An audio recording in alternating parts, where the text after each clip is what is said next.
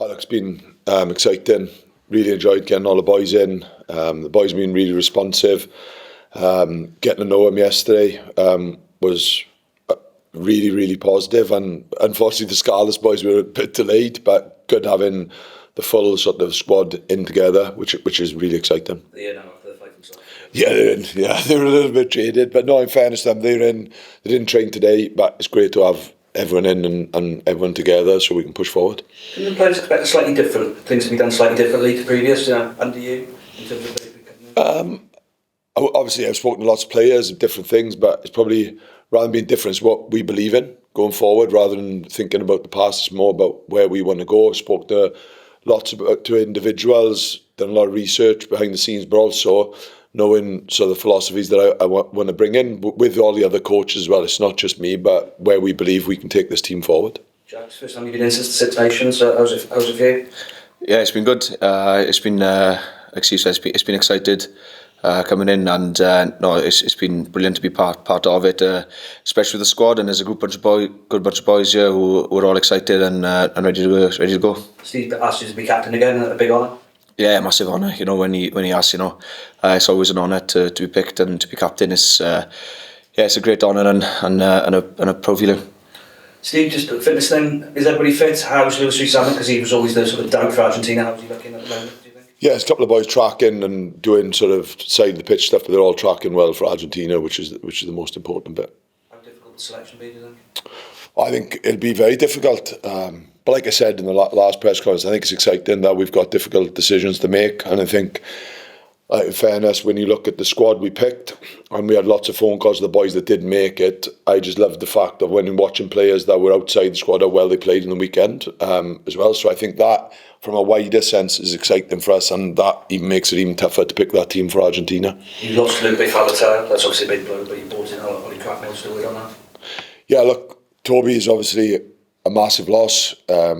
He's a world-class player, unbelievable amounts of experience. You know how passionate he is to play for Wales as well, and he feels he still has a lot to give, which you've seen that when he played against the Dragons. So, more importantly, bitterly disappointed for Toby. I'm disappointed I don't get to work with him as well and the group, but unfortunately that's the way sport works, and someone else's sort of bad luck creates an opportunity for someone else, and Crackers comes in with a bit, not so much international experience, but he's got a lot of experience, played in lots of big Premiership games, played in finals, plays lots of minutes, is a hard-nosed number 8. So, yeah, excited to give Crackers an opportunity in the squad as well. Steve, you were asked about the off-the-field stuff last week. Obviously, there's been a big announcement on Friday. Yeah. How have you dealt with it with the squad? Have you addressed it with them, or are you waiting for people to come to you? What's your policy been like? I think from the outset, there's always been having connection, having conversations, and spoke to the boys with Dave a couple of times. Know the players spoke to Dave. I've spoken to the players as well, and look, I'm very empathetic to the situation, and I think that's the beauty in around Wales and around the boys. They want to be connected, they want to be there for each other, and again, there is still tiny bits of uncertainty with it, but the more we're collaborative and together on it and able to not avoid those conversations, the boys have been unbelievable. In fairness, they're very open, and also we can't run away from it as coaches as well. It's big moments, but ultimately the boys have responded really, really well, and the way they've addressed that situation with each other, but also the way they've adapted to come into camp, they've been outstanding. Because it's not, you can't just say we can only concentrate things on the field, because these people are human, aren't they, and jobs on the line. Yeah, I think they're human. They've got families, and again, as coaches and as parents, as a husband, and things like that, you understand that. And I think if you've got empathy, then and you talk about it, I think you can get to that resolution. And obviously, focus the mind. I think sometimes things get really frustrated if there's no avenue to go and speak about it. So I think once we address it, then there's that ability. You can't move on completely for it, but ultimately as well, I think. The boys have spoken really about what they represent, and actually when you represent your country, you represent your nation, you represent your community, you represent the clubs that you're part of. So I think that is pretty powerful in the way that the boys have spoken about that, and their stage is coming to represent everything they believe in. Jack, how you the captain of this squad, something you're probably not that used to in terms of being captain and having to answer these questions, but how are the players reacting at the moment to all the off-field uncertainty? No, the players have been, it's a different situation, but the players have been good in the way they reacted, and like Steve mentioned there, with the connections and having a channel to speak about it, and we address it, but also we've got the opportunity now to, with all the learnings of the new camp, with the new coaches and everything coming in, we've got to focus now for the upcoming games and this campaign. So we have that as well to look forward to, and it's also, like Steve said there, we're not just representing, we're representing Wales, we're representing nations, our communities, our clubs, and not just the coaches, the staff, the other players that we play with week in, week out, that help us along the way on our journey to be able to represent them as well at this level. So it's just having them connections and conversations to speak about it, and then not fully move on, but move on to it and get onto the field with all the learnings we have with the rugby and try and perform. Your 9 Ospreys in this squad, in terms of there's a lot of uncertainty of the Ospreys. I mean, you have been quoted as saying, or told the union, that you wouldn't play for any other team apart from the Ospreys. You've also been linked to moves to English clubs and Saracens. Does this uncertainty, I suppose, just indicate where your club future might lie, and what would you say to the things that we put out to you in terms of saying you'd only play for the Ospreys and also linked to Saracens?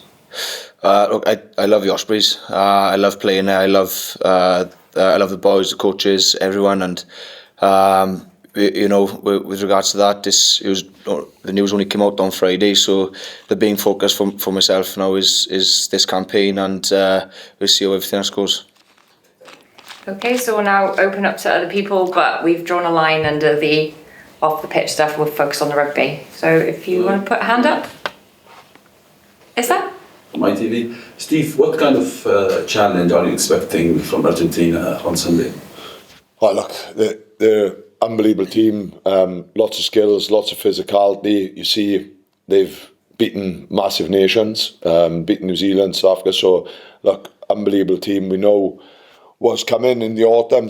We've got some world-class teams, but ultimately I think a lot of the focus has to be on ourselves, and the majority of it needs to be focusing and looking in the mirror of what we want to become and our identity of how we want to play the game. So I think we've obviously got massive respect for who we play in, but ultimately I think the big focus for me is on who we want to become. It's really tough run of fixtures. How do you approach that as the coach? How are you doing things differently? I think we spoke as a group yesterday. We know where we're at. We're 12th in the world at the minute, but I think there's an exciting piece for us now in around growing and creating our identity, how we want to play. And look, we want to win games, but also we want to build on performances as well. So something for us is really focusing on ourselves and building a game that we can all enjoy and be aligned to. What does success look like for you as coach? Success, or just for the autumn? I think getting really connected with the group at the minute, understanding the individuals, but also coming out to the autumn, seeing what we are talking about. And Jack spoke about the learnings, and probably post-campaign, I want to look back and go, yeah, we can see the team that we want to build and see the performances from the training field coming out against the likes of Argentina, New Zealand, South Africa and Japan. Yeah, thank you, Jack. Personally, how are you feeling heading into the series? What do these fixtures mean to you personally, and playing at home in front of large crowd? Yeah, really excited to be playing and to have the opportunity to play in front of all the supporters at home, and the energy and the passion that they bring every game is brilliant, and the boys love playing at home in front of our crowd. So it's going to be an exciting time to be back on the field and try and win performances that the sport's going to be proud of. And how important is it for the squad to give fans something positive to talk about this autumn? Are you training differently? Are you doing things differently? Well, like I mentioned, there's a lot of learnings, trying to build them connections and different philosophies from the coaches coming into this campaign. So we just keep on building and learning as we're going ahead, and try and keep learning and putting performances and like Steve said, reflecting possibly on learnings that we put in and putting out on the field. We've got 4 big teams coming to Cardiff. Argentina first up. How big a test is that to start the series? Yeah, it's going to be a big test. Argentina are a brilliant team. They had a great few results in the summer in the rugby champs. So we know how much of a good team they are and how physical they are, and all the tests in general. But I think supporting with all the learners that we have and the identity we're trying to build is try and focus on what we can deliver as well. Feeling ready, fit, and excited? Yeah, feeling excited. Yeah, good to go. Thank you. Steve, all these off-field things that we're not allowed to talk about. Just for you coming in, your head coach, first cap, time has been terrible, hasn't it? Oh, look, I think it's ever a good time for decisions we make. I think no matter when it gets announced, there'll always be someone or something that will be probably criticised or whatever. But for me, at the end of the day, we've spoken to the boys, and the fact that I've still been excited to get the group in. So for me, the focus is on the autumn. Like I said, I've had lots of conversation with the players. So for me, it hasn't been focusing on the timing of the announcement. More for me is about Monday, making sure that our environment when they come in, being empathetic and speaking to people around the situation. But ultimately, for me, it makes my awareness to something more open-minded, and you've got to speak to that. But ultimately, I've still been super excited to get this group together, and you see the buzz in around the boys on Monday, and in fairness to them, how they've put aside some of that to get into camp has been outstanding. Any concerns about distractions at all? Because there's tiny margins, isn't there? Oh, there's tiny margins, and there's always going to be distractions. I think whether it be an announcement, there's always distractions in lots of different places for people. There's always lots going on in busy lives too. But for me, what I've seen in this group, they are very, very passionate to play for Wales, but also very passionate to represent the country well and represent the people where they're from. For me, and they want to represent their regions and where they come from. So for me, yes, there's distractions, but these boys are really professional in how they go. When they set foot in the training field, when they're in the environment, they are fully focused. And again, like you said, outside of it, there will be distractions, like questions, things like that. But I believe these boys are still in a great place to go forward. Alex? Jack, whatever happens in the next couple of months, none of us know what is going to happen. We know how much playing for Ospreys and Wales means to you. Would it be your preference to stay in Wales? I think, look, we said we'd do 2 questions on this, I'm sorry. So, we got any other questions? It seems a bit unfair that Gareth can ask 10 and you can't ask one. Jack's given an answer on his future. Rob? Steve, your first 10 games, but 7 of them at home, and 9 of them against teams ranked higher than you. I mean, it's a pretty tough start. That gives you a sort of an 8-month period. I mean, where would you like to be? And maybe it's a bit too far to pitch forward, but where would you like to be come the beginning of next summer? And how far do you think you can develop over that period of time?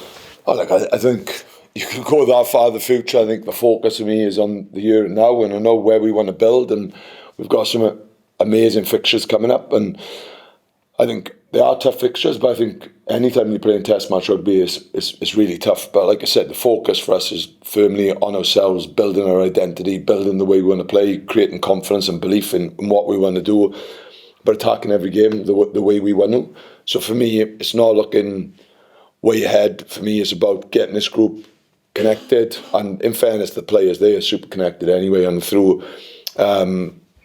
results and a tough place, but you can see how tight they are. But for me, it's about building and building that positivity around the group. We understand, like you said, 12th in the world, so there's a few teams above us at the minute in time. But it's for us to keep chipping away at our performances and getting closer to the team we want to be, irrelevant of who we play. Are you concerned at all about your World Cup ranking? Because you could do yourself a power of good if you win a couple of these games.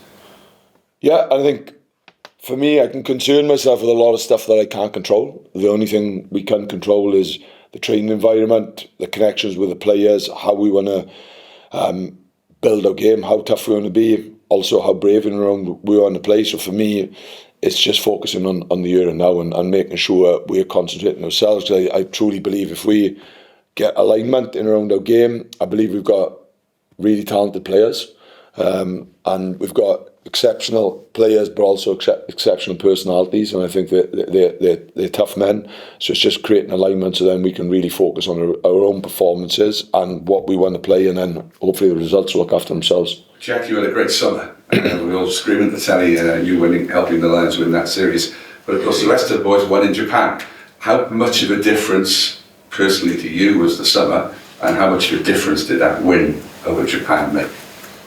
It's a big difference. Having that win in Japan, I was watching it whilst the game was going on. So I was chuffed seeing the boys win, and then you could see how happy and chuffed the boys were as well after getting that result. So it's massive as well, because we've also got now, like with Steve coming in and the other coaches, it's a fresh start in a way, and we can look at the different learnings we have from now and keep on building as a squad. And we got great bunch of boys, great people, and also we've got a lot of talent in the group as well. So it's we're looking forward to getting onto the field over this week now, and reacting to and taking on the learnings and trying to put in performances. I guess the next step is winning at home again, is it? Because it's been a while, hasn't it?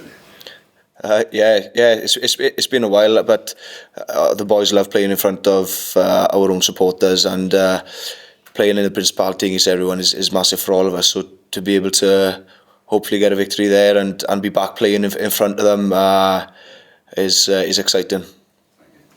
Okay, Stefan. Steve, in terms of your selection, obviously you've selected a lot of really powerful ball carriers like Cracknell, Rhys Carey, and a few others. Is that something that you focus on as well? Because one of the criticisms of the last 12 months maybe has been that Wales haven't had enough, not grunt, but enough people to get over the gain lines. That's something you've sort of looked at in selection as well? I think obviously as coaches we're looking at how we want to play, but also people who are playing well. And again, you can't just pick someone if they're not doing it. And I think we're lucky enough for the minute that people like Carey are playing well. You got Nicky Smith, Tom, that they can all offer things. So for me, I think we've been lucky, but more importantly, they're playing well. And I think that's the exciting bit for us. We had a couple of boys back from injury. Then you get a couple of boys back Jack back from the Lions and around the forward as well. So I feel we have got those men, and hopefully we can get them on the field at the same time. So that will help us in our attacking game. But also I think it's building competition as well. That's where when we bring in players in that are playing well, I think there's real competition outside of that, which is great for us. Yeah, because you're obviously going to be tested quite thoroughly up front, aren't you? Especially against, you look at the size of some of the Argentinians and the South Africans. Are you confident you've got the firepower to sort of compete physically with those teams? Yeah, definitely. I think the boys, look, we see what they bring, and again, size obviously with genetics, and there might be some bigger guys out there, but I know around how our boys, how we want to play and how they want to go after it, and you see our boys never give up and how they go about it. But I'm confident in around where they are physically, and again, we've got to build a game as well, I think, that complements our strengths rather than focusing on what we're going up against. For me, it's about, well, how do we adapt our strengths when onto other people's game, if that makes any sense, rather than going, well, we need to go toe-to-toe with certain people, but we've got to play to our strengths and how we believe we want the game to be played. Yeah. Jack, can I just ask, obviously Morgan Morse, the Ospreys team, has been selected, been excellent for the Ospreys. You excited to see how he's going to go to international level? Are you confident he can have the same impact for Wales as he has for the Ospreys?